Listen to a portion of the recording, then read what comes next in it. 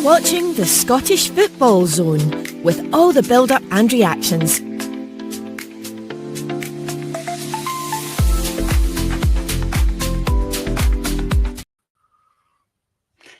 Welcome back to the second episode of the Scottish Football Zone, and I'm sorry to say, but it's a disappointing score again, for the Scottish team, and I think I was putting it politely. But anyway, I'm not going to rig out the final score for Alex because that would be a bit too painful as well. Well, I mean, we done the show last night, Ethan, and we were so disappointed with the performance, and I think that was a carbon copy of last night, even worse. Yeah, and the fact is that I'm not even going to go to the lengths to compare the two disappointments, different opponent levels, different disappointments, but I think the fact that collectively both teams have underperformed so much in these two ties in the playoff rounds is just worrying for Scottish football. It's embarrassing for Scottish football, and yeah, it's a real worrying sign for maybe what's to come for both clubs. I think if I had to summarise it, Celtic lack ambition, Rangers lack cohesion. Alex, fair play for you to come on. You could get either the hiding that couch for a bit longer tonight. What was your take on that as well? Obviously, you said to us about Russell Martin. I suppose we can get into the post-mortem in a wee bit, but like the performance overall, but I'm being a bit polite there to you because what performance?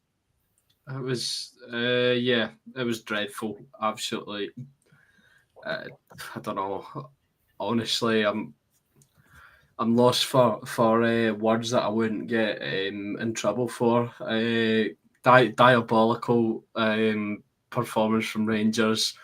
That early goal set the tone, and then obviously Max Aarons gets a stupid red card. I don't know what. I just stay with him and try and put him off, and just hauls him down. And then from that point, I knew I was in for a long night, and it just kept getting worse. All the goals Rangers lost, I'd say, were pretty poor. Not pretty poor, really poor from a defensive standpoint. And yeah, it's embarrassing. It's another embarrassment, back-to-back nights. Different games and that, but it's for Scotland. Like Ethan said, for Scottish football, it's terrible. And yeah, Rangers. You mentioned there, Ethan. Rangers lack cohesion. I think Rangers just lack anything, everything. They lack a guy in the dugout who actually knows what he's on about. I'm gonna come out strong. I want him gone tonight or tomorrow. I don't care. I know the whole window has been his signings and all that, and we've got the Old Firm on Sunday. I want him gone. I'd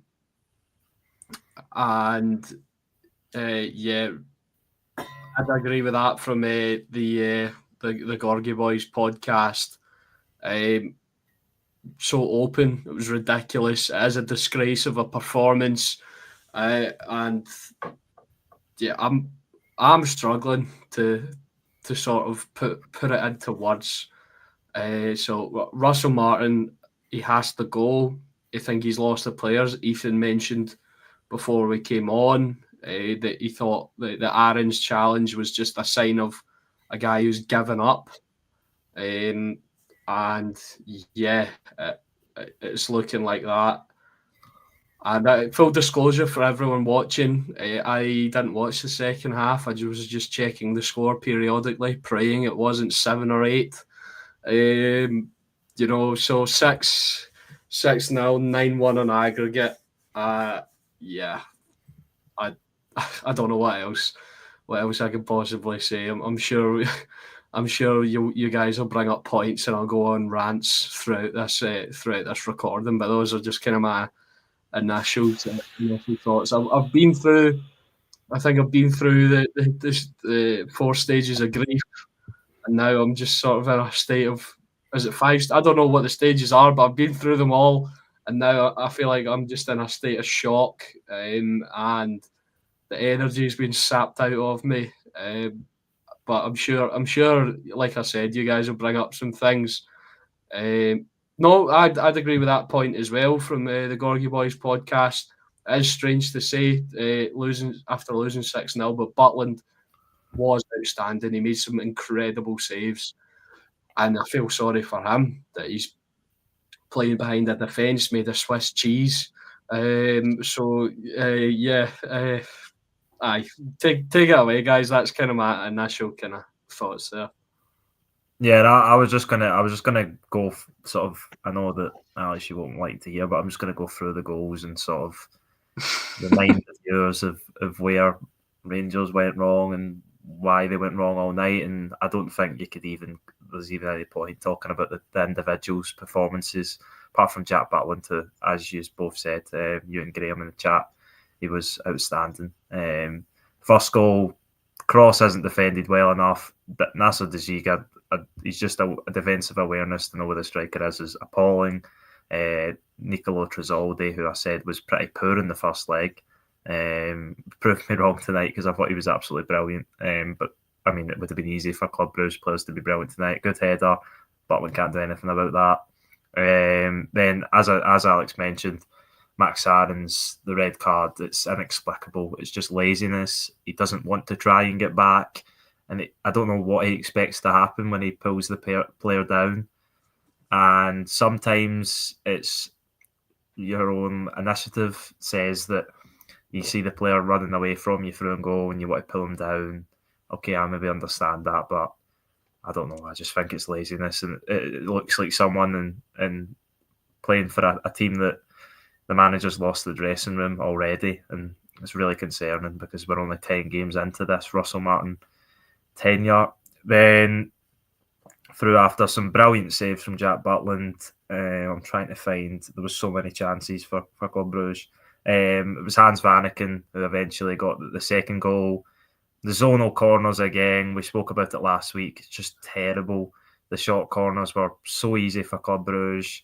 Then they crossed one in from Cholice, and Hans Vanaken, probably the tallest Club Brugge player on the park, rises above Danilo. Sorry to jump in as well, but you can see why Crystal Palace are after Christos Cholice. Also, I thought he was really, really good tonight.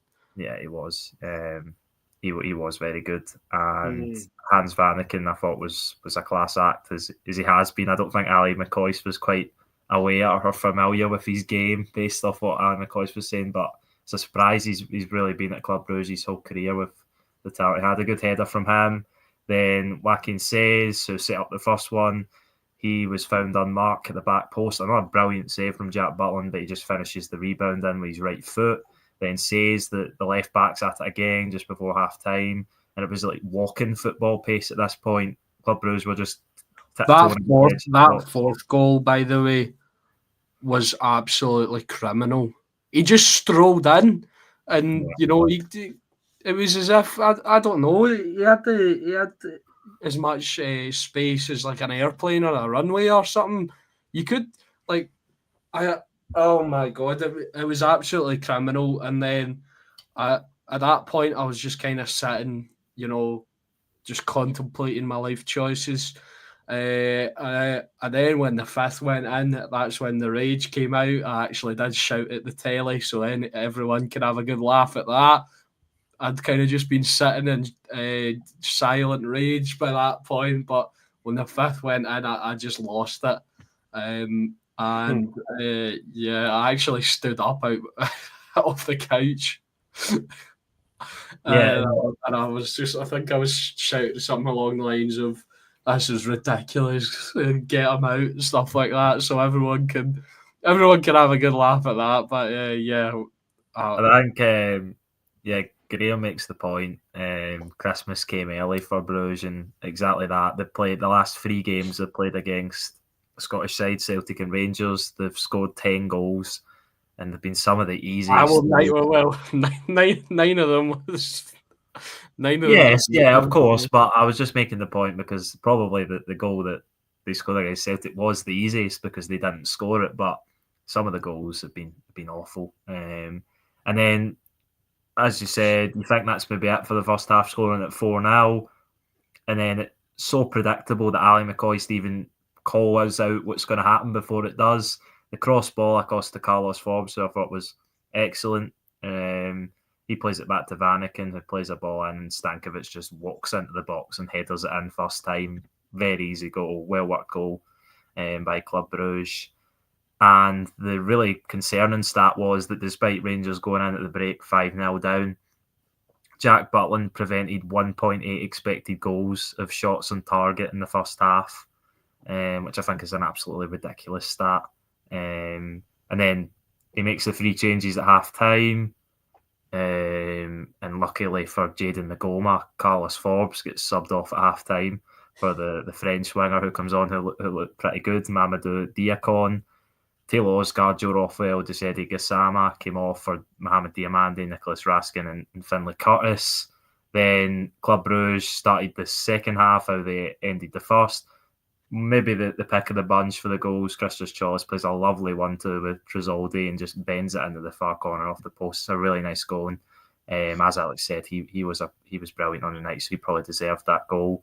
And you can see why he's been quoted around easily £20 million plus moves to the Premier League. But Rangers defended a little bit better after that, but it turned into a bit of an exhibition, testimonial-like game. Vanaken could have scored again right after that, but he was kind of messing about with it. And it's one of those ones, I think Ali McCoy-Stevens said it, that if it was nothing each, then he puts his foot right through the ball, but they're kind of just messing about, and they're afforded to do that 6-0 up. And after that, the game didn't really matter at that point, and the bigger picture is obviously the concerning one. I want to come back to this point that Graham made to you, Alex, as well. But Reagan has joined us. Reagan, what an embarrassing night what an embarrassing 2 nights for Scottish football. Yeah, I hope Aberdeen can bring some solidarity tomorrow, because this could be one of the worst weeks ever. It really could. I mean, Celtic last night, Takara Amati, various places were saying it's the worst result ever in Scottish football, and then to follow that up, I was hoping the Rangers would put in a reasonable performance, not like even if they weren't going to win the game, even like a 2-2 or a 1-1, something like that to get Alex all excited for the weekend about what sort of match it's going to be. But I don't think he'll be looking forward to it too much. And to be honest with you, no. I'm not looking forward to it too much as well. But in terms of the overall game, I just think it's going to be a absolute. Either it's going to be a goal fest and nobody will be able to find a net. But first of all, I'd just like to say to make sure that you like and subscribe, because I know this is going to be a very busy show tonight. Yeah. Like and subscribe for all the misery. And also as well, Reagan mentioned there last night, talked about maybe one of the worst results in Scottish football. Rangers just in Scottish football history, Rangers just went, hold my beer. Anything you could do, we could do better. Absolutely dreadful. On that point on that comment from Graham about he doesn't see how Martin can survive this. I don't. Any logical person as well would see that, but I don't know. I've got a weird feeling he's gonna see out the season. I don't know. I feel like the board have just put put too much into him to bail on him now. See, like I said earlier, do you think the players have just switched off? Actually, guys, I'm just here for some Martin right now, so I'm just going to switch off and get back to you go back in a second. I'll be right back. No worries. Just on Reagan's point there, I think the players did have switched off mentally. I was a wee bit unsure maybe. And those rumours about the bust-ups are starting to look more likely. And Ethan's smiling there. I don't know what have you seen something or what? Well, I've seen that the UK headlines may not be on Rangers because Manchester United have went out of the League Cup on penalties to League Two Grimsby Town. That's even worse because do you know who my English team are? Manchester. Yeah. And I've got a soft spot for Hamilton Accies, and they lost 3-2 to Edinburgh City and got a red card in that game as well. So it's a great night for me. I'm loving it. I'm loving it. Yeah.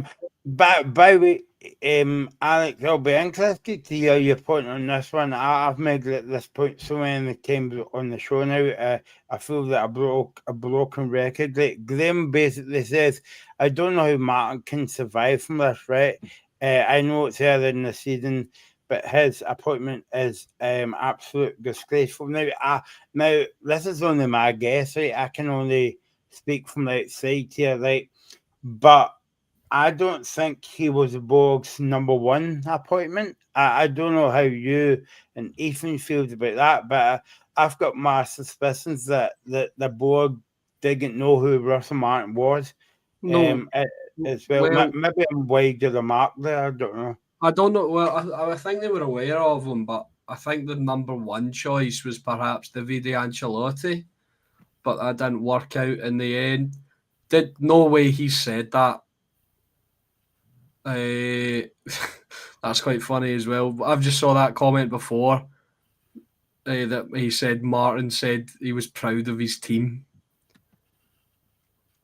That is ridiculous. He's a good second half performance compared to the standards of the first half. Second half FC over here. But you know, oh my god, see if he's actually said that. He had more of a head loss than me. He's away. He's away with his head's in the clouds. I don't know what planet he's living on. I think maybe his mum gave him a phone call. Oh, it's all right, son. You know. Sorry. I'm actually losing it. I realise this is great entertainment for everyone who doesn't like Rangers. Graham's joking. It must have been a wind up. So right, okay. Yeah. Graham, you've nearly sent me into my third mental breakdown of the night. I was just going to make the point about Russell Martin and his starting 11 that I think we're well aware that he doesn't know his best starting 11. Obviously, talks of Nicholas Raskin and James Tavernier not being part of the long-term plans, being rumoured to have been told to find another club, and then it doesn't help when after 12 minutes, when Max Aarons is sent off in the 8th, that he has to bring James Tavernier on for Oliver Antman to get a back four back on the pitch. That obviously doesn't help, and I think it shows that Max Aarons, it doesn't show, but it kind of summarises his time up at Rangers as well. So far, he hasn't been great, and yeah, that's an understatement. He's been rubbish. He's been diabolical. He has been one of the worst signings I think I've ever seen at Rangers. This is, it's that's a bit dramatic. No, he's worse. He's Philip Senderos levels of terrible. Bo Anderson, no. I think Bo Anderson. Maybe. Yeah. You know what? Sibo. Aye, Sibo. Who else? I'd take Philip Pena. Mate, right, okay. This is on a wee bit of a tangent here. Pena was a baller.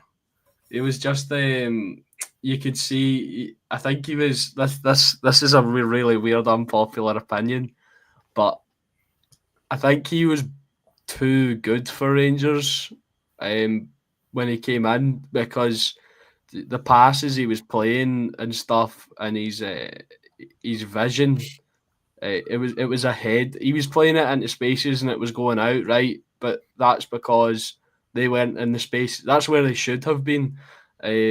So I think actually, and obviously Carlos Pena had his demons.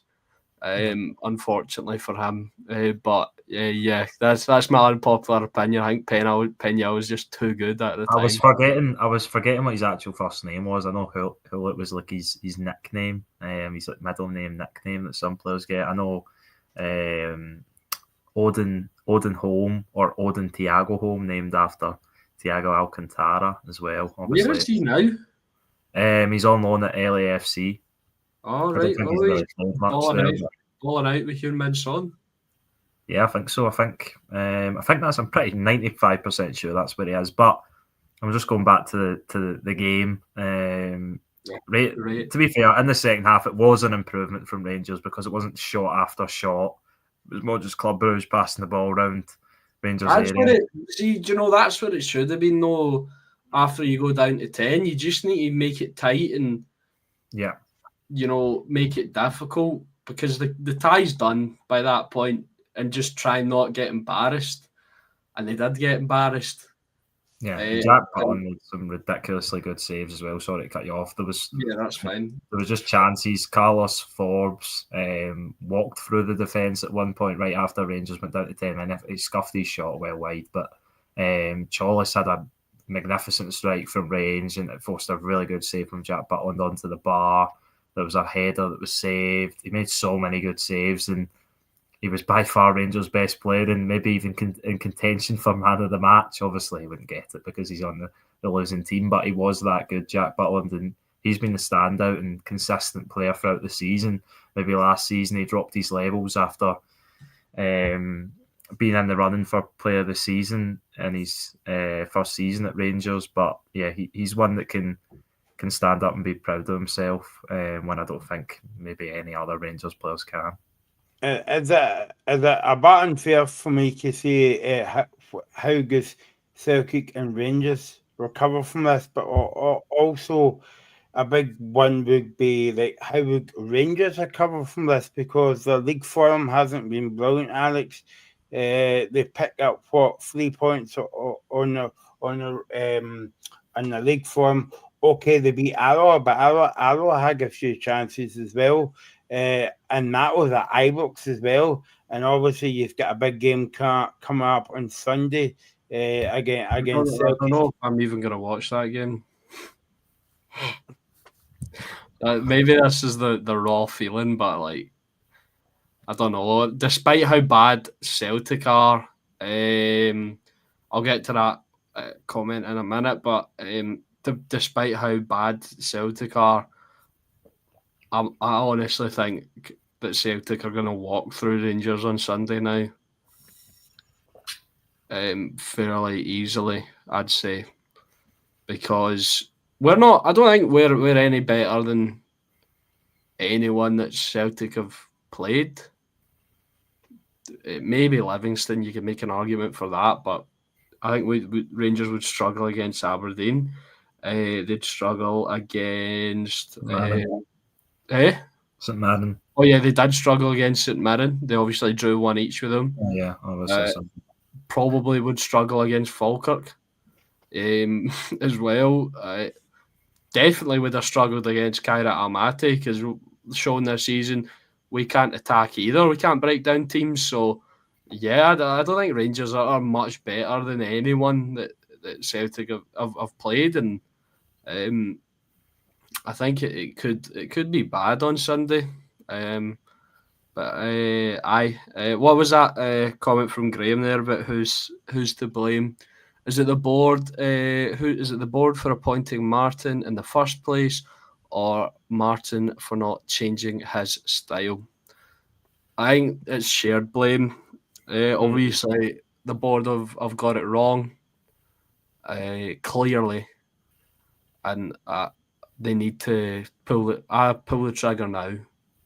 I think. Maybe this is a bit silly, but I'd sack Russell Martin now and bring Barry Ferguson back.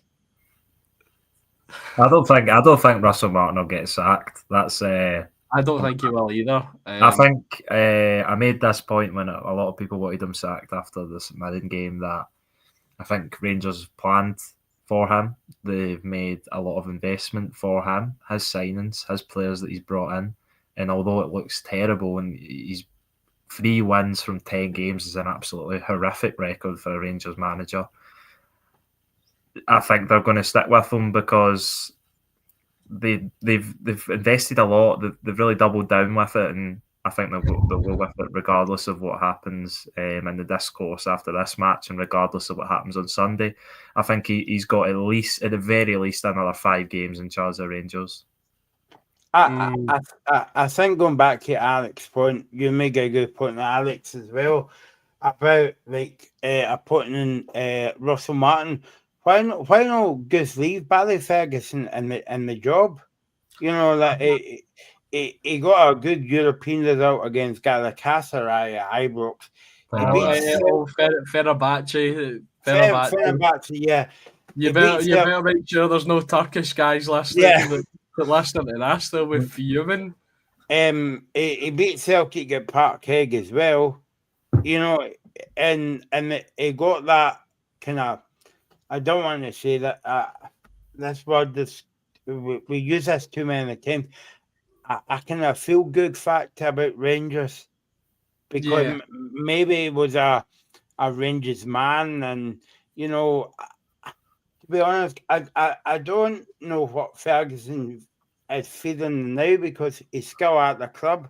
Because I don't know if you remember one of his press conferences last year saying, well, if I don't get the job, I'll be going back up the scare. You know, because I think he's a kind of ambassador at Rangers at the moment. But I mean, God knows how he feels. Yeah. And, you know, Barry Ferguson wasn't perfect, but he'd be doing a better job than this. You know, I think his approach to it in Europe is probably, with the current squad, it's probably the right way to go, with a 5 at the back. And as well, if you look at the current team, we would definitely need more centre back cover.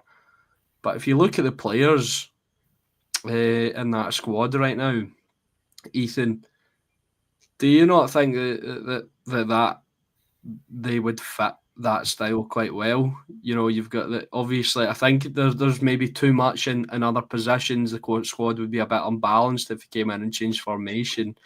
But you know, like Gassama could play the Czerny role, if you know what I mean.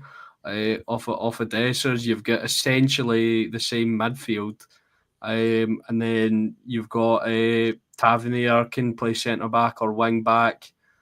Just get Aaron so far away. I think Magoma would be a good wing back, and then obviously you need more centre back cover. But I think that would work quite well.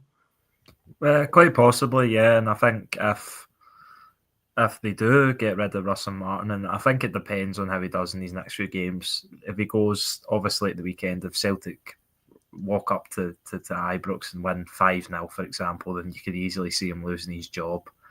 But I think that Rangers have went backwards. The squad isn't as good as it was last season. The manager probably isn't as good as it was last season based on results. Domestically, not as good as last season, although they were terrible domestically at points. And the one thing that you could say with Rangers was that they always turned up in Europe. They always performed in Europe, but they haven't this year. And I know the Champions League, it's obviously different, and it's been a bit of a struggle for Rangers, even in the qualifiers. I remember they were heavily beaten by PSV, not as to the same extent as they were over the 2 legs in this tie, but they went backwards in almost every metric, and it is really concerning because it was meant to be a turn of the page for the club under the new 49ers consortium. They brought their man in, the manager they wanted, not Barry Ferguson. They backed him and allowed him to go out and get what players he wanted. The squad looks like, numbers-wise, it's nearly there. Maybe a few signings in before Monday, and they're just getting worse. It's not getting better. It looks like it's getting worse. This was the worst performance. And okay, you go to a Champions League side, who are now a seasoned Champions League side with qualifying in 7 of the last 8 years, I think it is, or something along those lines. And you lose a man after 8 minutes. It's going to be difficult, but to lose 6 goals, to lose 9-1 in aggregate, and to have really the opening 20 minutes of the game at Ibrox and the opening 10 minutes tonight ruin any chance of winning the tie is really frustrating for Rangers fans. And you feel sorry for the Rangers, like last night with the Celtic fans, you feel sorry for the Rangers fans that have made the trip out there to support their team and they've been humiliated on the night, and it's just more of the same for Rangers, really. Not quite a 2-day like yes, of course. But you know, at least they can sample Belgium and enjoy themselves and have a lot of very strong Belgian beer to drown their sorrows. Whereas I'm sitting here sober, putting my misery on show. Would you say, Alex, that this team is actually worse than Clement's team? Yeah, miles worse. Yeah. Philippe Clement's team at the end was it was really bad, right? But they had their moments. You could see something. And then Barry Ferguson took over, and we had those moments as well with him. With this team, I mentioned it before the show, I just wanted something to latch onto. There's nothing. There's absolutely nothing. See, I think, like, even from a Celtic point of view, I know that we were talking about last night that it was a bad performance and an embarrassing score for Celtic last night and embarrassing score for Rangers and performance. But I mean, I don't want to compare like for like here, but that's what they do in Glasgow and all that, the west of Scotland and stuff. But Rangers has actually tasted more of us over like the past 2-3 seasons than Celtic. I'm not trying to point score here, Alex, but I think you know where I'm coming from. Yeah. I was just gonna say I was gonna go back to the game. I had a few points that I wanted to make, and clubbing Celtic and Rangers in the same pack for the points that I'm about to make. I don't know if you've seen Alex, but Danilo came off and he looked to be injured. So that's another concern ahead of Sunday. Conor Barron came on. I thought actually Conor Barron was okay. He slotted in at like right wing back. I think he was playing whatever formation Rangers were playing. The stop Club Brugge from scoring any more formation probably.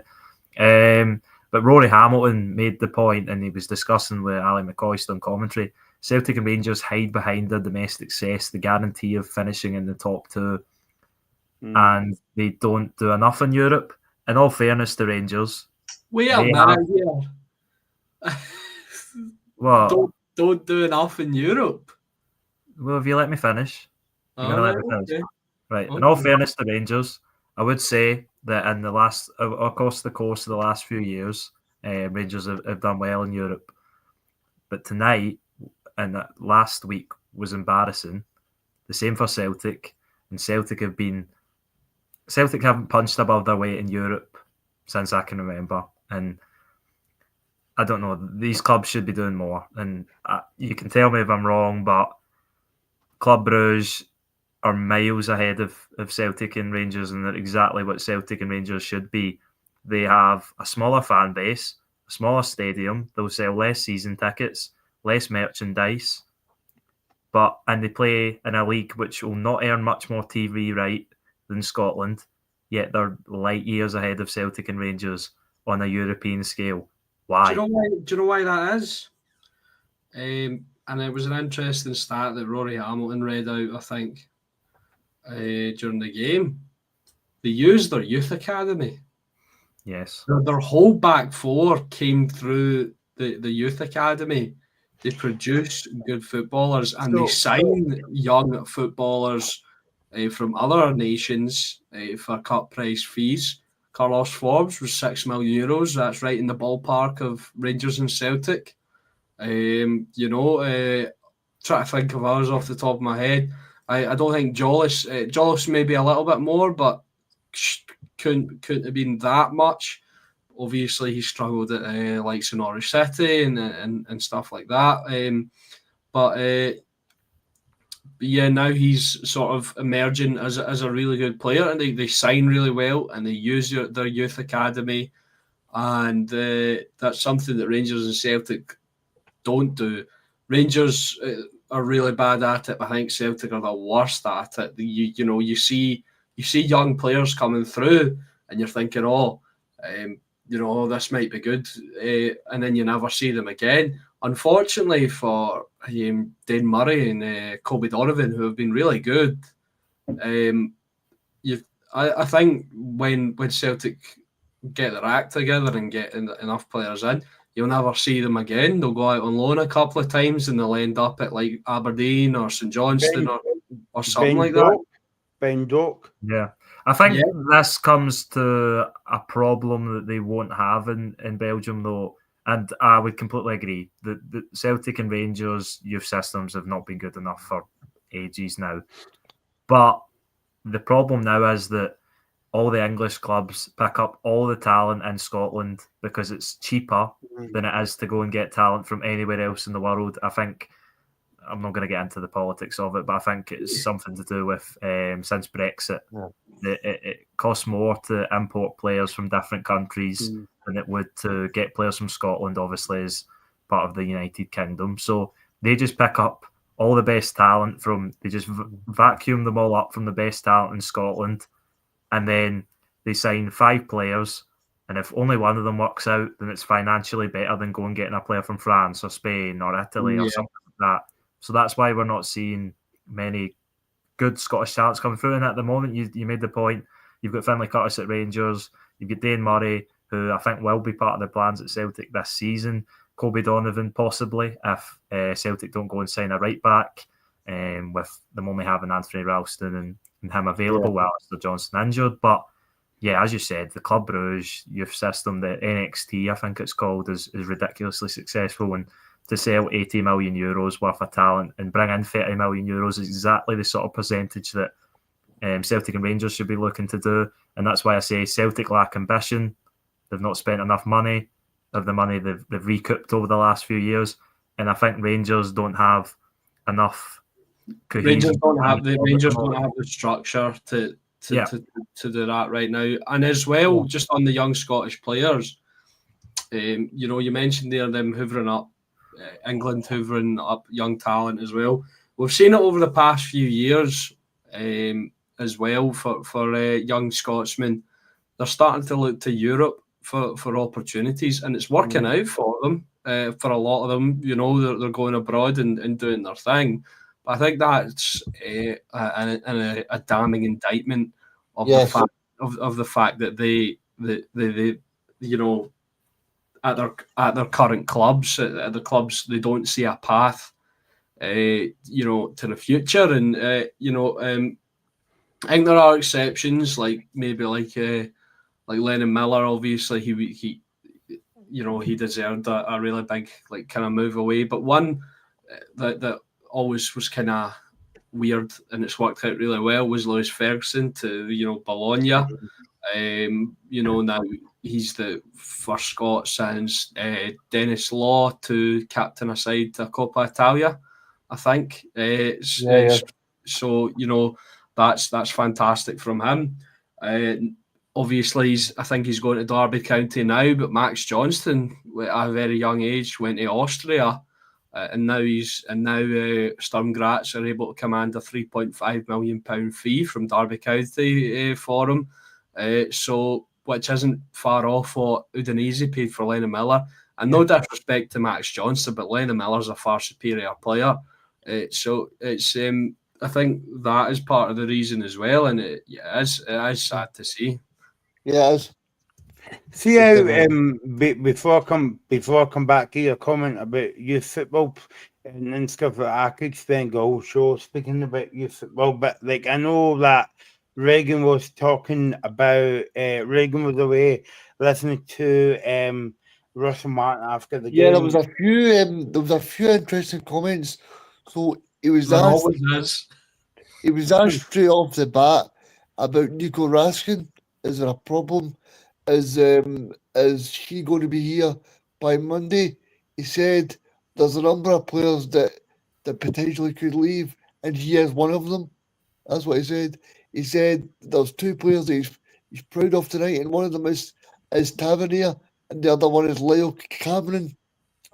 He says that Tavernier is really hurting in the dressing room, and not enough of the players are hurting. He also goes on to talk about that there's not enough harmony within the group, and the ones that are not fully invested should leave before Monday. Do you know why there's not enough harmony in group? Because he keeps coming out and slamming them publicly. Yeah, that's the worst. That's the biggest thing he said so far. That not enough of the player. What was it he said? Sorry, Regan. Not enough of the players are hurting in the dressing room. Yeah, that's throwing the players under the bus to the most extreme order. And he's saying that Tav is hurting, but there's not enough of them that are basically feeling the same way he is in the dressing room. He also went on to talk about the fact that does he feel under pressure. He says no. He says that he feels that what they can do is they can get 3 points on Sunday and things can change.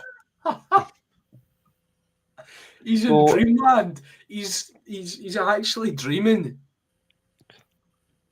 He's in denial. He's in denial over himself or something like that. Because this is comical. I'm calling it now. He's the worst Rangers manager I've ever seen. He was asked by Ronnie Charters, does he feel the pressure?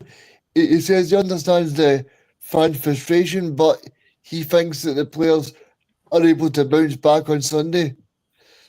We've seen nothing from the players that they're able to do anything other than lose or draw. Yeah, I know. See when you say Reagan about the word harmony, right? That's got to come from two people, right? And that the two people wasn't on the park. Obviously, the manager can't play, right? Because he's maybe too busy playing with his hair, right? But he said Tavernier. Why did start the game tonight with Tavernier? Yeah, exactly. Max Aarons has been under par at best and can I just tell you guys? Can I just tell you guys as well that Billy Dodds, he was asked after a press conference, he says, are you able to tell me what Tavernier is like? He was asked, is Tavernier a shooting baller? And Billy Dodds replied, no. Tavernier sets the example to the players on the training ground. So that basically says to me that Russell Martin's saying that Tav done well tonight, but if Billy Dodds is telling you that Tavernier's not shooting a ball, then what has he actually done in the dressing room? I think James Tavernier's a captain that leads by example and sort of quality and on the pitch, and that's the kind of captain he is. I think we've known that he's not a sort of shouter and baller, but I do think Rangers just lack the leadership across that squad, maybe. And yeah, the thing that the biggest alarming thing to me, he talks about the harmony in the group. See the thing with the harmony in the group? Surely that's down to the manager. That's down to the manager to build that harmony. And he's saying there's not enough harmony in the group. Well, it's down to him. Yeah, he's throwing bombs into the group of his own players, saying stuff like not enough of them are hurting. That's throwing your players under the bus. There's no other way to sort of label that.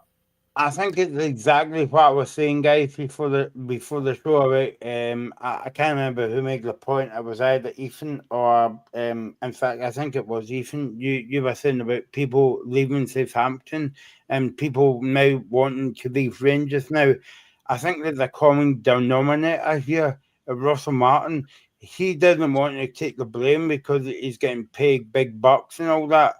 but and instead of that, he's actually shifting onto his team. Yeah, I haven't seen anything like this before. I don't think that a manager's went so against these players so I've got- often. He's been the manager for 10 games. This isn't like a Rangers are going through a bad spell under a legendary manager that's earned the stripes to call out the players that are not performing, and the fans will go, yeah, I agree with you. He's not done that yet. So that the fans are, I think the fans are with the players, to be honest. I've got a question. I've got a question for you guys, right? See, when Russell Martin talks about harmony, right? See, if I'm a player in that dressing room, I mean, I don't know about you guys, but I'm straight on the phone I'm straight on the phone to my agent to see if he can work on a club. Quite possibly, and there isn't. I don't know what player would want to play for Rangers after tonight. That is a humbling defeat that takes a lot out of the players, and there was almost moments in that game where there was players looking like, of course they didn't want to play in a game like that, but players that were kind of looking like they wanted to come off so they didn't have to play anymore, and you can't blame them in a game like that. And I think the stat was 8 new signings started tonight, and I think the Ali McCoy was talking about it, that I think the recruitment this season at Rangers has been a problem. Possibly the manager was the wrong decision by the board, and if they've given Russell Martin the reins to make his signings, he's not made enough good signings, and that's the root of the, I think, possibly his problem, that the players he's brought in aren't good enough and they're not buying into what he's trying to do. I'll go through the signings, and I don't know, and maybe Alex wants to give his opinions on whether he can say if these signings have been a success. Yeah, Alex. I was just going to go through the summer signings and say like what of them have been a success, because Ali McCoy said the recruitment's been terrible, and I think I'm going to agree with him. On you go, mate. So Jayden Magoma, jury's still out. Yeah, I would agree. He's obviously a young player, but I don't know if he's good enough to be thrown in like he was over the last 2 legs. Max Aarons. I'll drive him back all the way to the south coast of Bournemouth. That's I don't even have a driver's license. Nasser Daziga. I think there's a player there. Okay. Mikey Moore, we've not seen a lot of. It's hard to tell. But the point is that we're seeing that what's playing, and he can't even get in that starting 11, but which is strange because the players are playing so poorly. Yeah, but clearly Russell Martin doesn't use logic in his starting 11 because Joe Rothwell and Max Aarons were starting. So yeah, well, I'll skip out Joe Rothwell. Lyle Cameron. Yeah, good. Sedi Kasama. Baller. Emmanuel Fernandez. No, I don't think I've seen enough of him yet. Okay, I think, yeah. Okay, Taylor Osgaard. I don't think I've seen enough of him yet either. Oliver Antman. He's been garbage since that first game. He's been garbage. And Oscar Cortez hasn't really appeared much either. So well, he's not really a Russell Martin signing though. So. Oh no, he's not. Okay, but yeah, that's fair. That good point. Yeah, that's a good point. But yeah, I think on you go, Michael. No. On you go, isn't that what I was? I was finished my point anyway. On you go. Okay. Yeah, cool. So I've been making this point on the show for a while now, and you guys might be sick of me saying it, but I think there's a bit of truth in what I'm saying, and Alex basically said it tonight as well, that if you give youth a chance, right? If you kind of like nutshell the youth academy and bring through. I mean, I can remember. Alex, you might remember more than us, or maybe me put together. But Ross McCausland, I think it was under Philip Clement or Van Bronckhorst, I can't remember. He came on at a European game at Ibrox. He scored a winning goal, and then I think it was the next day they gave him a new deal. Now, that was a guy No, so the point is this: that was a guy that actually came through the ranks at Rangers as well. So if you've thrown one or two young players to a big European game, maybe not 9 because that's a bit much, but maybe one or two. They've got and I think I made this point last night as well when we were talking about Celtic. They've got no fear if you put youth into the team, but if you put kind of like senior player that's been there for a few seasons, they would have, they would be scared if they make kind of like one mistake. Whereas if you put in a youth player, I mean, they'll say to themselves, "Well, this is my big chance to make an impression, and if I don't make an impression, that's me finished." Yeah, definitely. I think there's an element of that. And I think I said I might have said on the show, but I definitely said at some point I would have started Findlay Curtis tonight. Yeah, you did earlier. Yeah, it's just give them the chance. Although to sort of counter your point there, Michael, I don't think the players on the pitch tonight were afraid to make mistakes because I think they just didn't care. I don't know. By the looks of it, so no, I know what you're saying. No, yeah. I'm just in this game in isolation. Yeah. But yeah, I don't know if you guys have mentioned it in peace, but like I was listening to a few of the journalists, and they were saying, "Do we think that basically the Rangers have brought in too many loan players? Because you look at the back line, you look at a few of the wingers, quite a few of them are loan players." And that's not good as well. Because Russell Martin talks about the commitment all the time. He said the other day about these players are they need to show the commitment. But if these players are going to be in loan, they're going to go, right, well, I'm going back to Spurs in 12 months, so I don't really need to put in a I think there's to an try a element. leg as much. I think there's an element of that, but there's also, would you rather have a cracking season in Scotland and go back to Spurs and go, "Oh, I've scored 15 goals and got 15 assists, so can you give me a chance this season?" You know what I mean? So I think for players like Giga and Mikey Moore and Jada Magoma, who are all on loan from Premier League clubs and are young, it's a big opportunity for them. I'm not so sure about Max Aarons.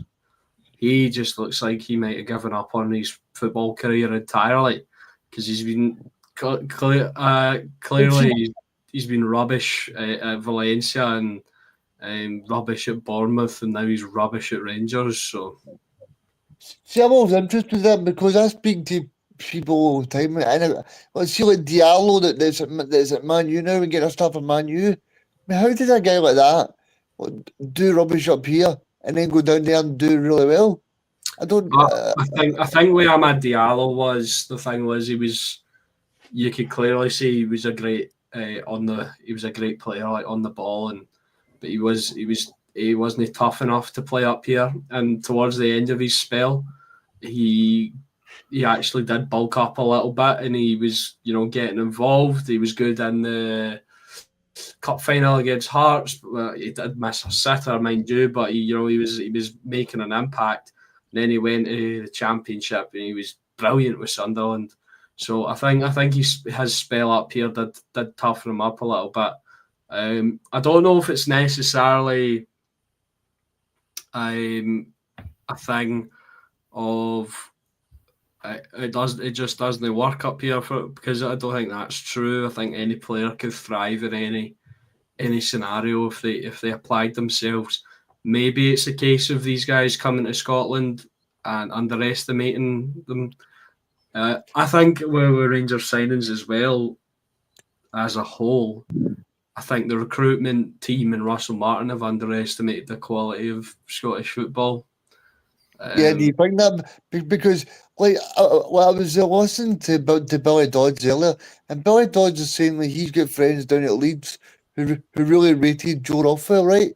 And he obviously won the league last year with Leeds and that, and he'd done well with Bournemouth. But why do you think they come up here and he had a really good reputation, that guy? And then he's come up here and he's been really bad. I don't know. Maybe. Sorry, no. Sorry, Michael. I was just going to say, in a roundabout way, in a sick kind of way, maybe it's a little bit of a triumph for us personally, and that these English guys are coming up here and realising it's not a cakewalk. It's not a farmers' league, as we're called all the time. Obviously, I'd rather they would do that. They wouldn't come up and be rubbish at Rangers, but I was maybe that's the case, and maybe it is, because although they talk about the physicality of the Premier League and all that, it's definitely a slower game up here. But I think we are physical in a different kind of way. And it's tough, and it's down in the trenches basically. Because if you ever watch an English Championship game, it's usually pretty open, and playing for Rangers up here, you're not going to get that. I mean, you look at someone, for a prime example, like Adamida. I mean, Adamida just looks like a typical the English Championship kind of player. Well, just that he's not very good at holding the ball up, but he's good at like barging into people and scoring the own goal. And I just feel like, see, even that Jaga signing, I mean, that guy just looks like the Robin Proper from last year. I mean, Rangers are hoping to get rid of guys like that, and then they seem to have got the same type of player, you know? Yeah. Sorry, I was gonna make a go on, Alex. If you're gonna say no. I was gonna make a different point, and sort of. So, if you had something to say about that, no, not really. No, I was just going to talk about. I was just going to talk about the 49ers and more Leeds United. Obviously, related. Oh, what a week! What a week for the 49ers, eh? Jeez, yeah, and that's actually what I was going to talk about. I think Alex is referencing to the fact that Leeds were knocked out of the League Cup last night by Sheffield Wednesday, and we know how bad of a state they are. And a lot of Leeds fans have been complaining about the recruitment. Did you see the Sheffield Wednesday? Like the under 20 kids, they were on Snapchat, and they were like, Premier League, by the way. There was loads of laughing emojis and all that stuff. As really poor to lose to them with the state that Sheffield Wednesday are in. But a lot of the Leeds fans were really unhappy with the recruitment so far this season. Obviously, a massive season for them going up to the Premier League, and a lot was made of the positives of the 49ers when they came into Leeds and their ability to buy and sell players effectively while helping them get back to the Premier League. This is the first time they've been in the Premier League since gaining majority ownership of Leeds United, and the window's kind of left a lot to be desired, and you could maybe say the same about Rangers. And if Russell Martin's in charge, then obviously it's on him. It's not anything related to the 49ers, apart from the fact that they've granted faith in him to go and get the right players. But and a positive start to them in the sport, it's slightly unravelling a little bit. And obviously it's very early on at Rangers. But they might have already made one big error appointing Russell Martin in charge. Going back to Reagan's point as well, like what he was saying about bringing in so many long players to the team, and to be honest with you, when they played so many of the players tonight, it's too many for a European match. But going back to the point that you made, Gary, on Reagan as well, it's a bit of a risk as well, right? But I don't know about you, Ethan, but it really depends who you're actually playing with, like the teammates. You know, like one man doesn't make a big team. You know what I mean? It's a team game, so it really depends who who is he alongside playing with? You get what I'm saying there. Yeah, exactly that, and it's strange to kind of point the finger as to who is fully at blame at Rangers. Obviously, Russell Martin will take the majority of the responsibility and the flack from the supporters, and rightfully so. He's the manager of the football club, but there's no doubt that those players are underperforming. Some of the errors in some of the games, some of the individual performances, the Max Aarons incident tonight. I mean, if you're looking at the 10 matches and sort of going through them in isolation, the only one that I would say that the players performed well in was Victoria Paulsen at home, and that's one match out of 10 competitive matches. It's unheard of for a club like Rangers, and it is really worrying because they've poured a lot of money into Russell Martin's account, not his account directly, but to go and get signings, you get what I'm trying to say. They probably have poured a lot of money in. Yeah, well, they probably have poured a lot of money into his account, yeah. But yeah, they've backed him a lot, and the players haven't really clicked yet, although a lot of them are loan signings, young players that still need to go and prove themselves. But I just think signings like Jayden McGoma especially, and I think he's been okay for what it's worth, but such an inexperienced guy in professional senior level football being thrown into a game like this against Club Brugge over two legs is, I don't know, I just think it's not the player you need. And he may come good and maybe a real talent for Rangers this season, but I just think it was a bit of a strange player to go with as your starting left back, and obviously they've had troubles in that position this season. And one of the comments pre-match, which sort of indicates that the players don't even maybe know where the problem is, or manager or the group as a whole. Oliver Antman said, he said, it's difficult to say why it's not clicking. We're not creating enough and we're letting in too many easy goals. Now, that's easy enough to say, but how do you actually go about changing that? And I couldn't tell you what the problem at Rangers is at the moment, but it usually isn't the players that I can tell you what the problem at Rangers is at the moment. Russell Martin, get him out. We're going to put Alex out of his misery now, and we're going to send him to the airport and wait in Glasgow airport for Russell Martin to come back and send him on the next flight to wherever you want as well. So. I've just got to make one last point. Why? This is to Alex. I echo what the Club Brugge fans were saying. Python's song, "Always Look on the Bright Side of Life." So yeah, that was what the Club Brugge fans were singing. Although maybe there isn't a bright side of life for Rangers at the moment. Although massive chance to bounce back on Sunday against a underwhelming Celtic team. See, that's the thing as well. Will Ibrox be a toxic place from the start? I mean, it's going to be interesting.